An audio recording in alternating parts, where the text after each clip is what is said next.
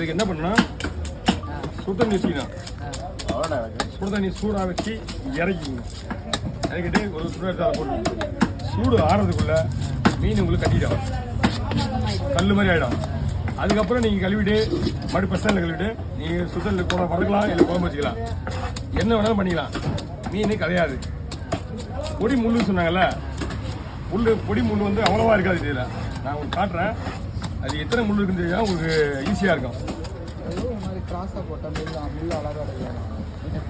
நீ யூடியூப் பார்த்தானே கிராஸாக போடுறதுல போடுறது மீன் கிராஸ் போடுவாங்க. ஒரு மாதிரி வேற மாதிரி கட் பண்ணா முள் அழகா வெளியே வரும். அது முள்ளு வலையை வரையா, முள்ளு வலையில் தான் வரும். அந்த மாதிரி நீ சொல்றது கிராஸா போட்டா அழகா முள்ளு வெளியே வரும். நீ என்கிட்ட அந்த வீடியோ எடுத்ததே இல்லையா?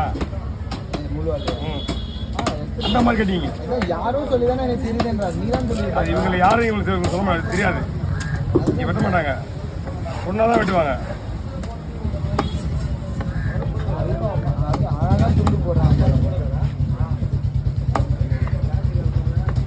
புரியுதாம்மா? இது எவ்வளோ ஃப்ரெஷ்ஷாக இருந்துச்சு மீன்.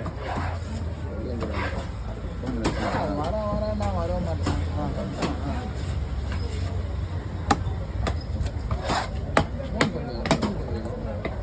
எல்லா வீடியோ எடுத்தது எவ்வளோ போன் அடிப்பார் உங்களுக்கு?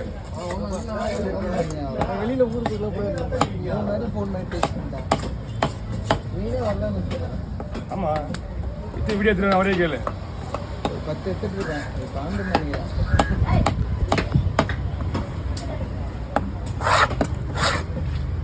5 கிலோ வஞ்சிரம் ஒன்று, 5 கிலோ 7 கிலோ 5 கிலோ வஞ்சிரம். எப்போ நான் மஞ்சள் இது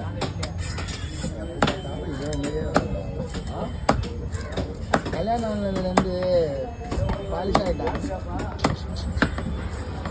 என்னப்பா எந்த ஒரு வீடியோ இது காட்டுறேன், பெரிய வீடியோ இது காட்டுறேன். எவன் நல்லவங்க கிடையாது.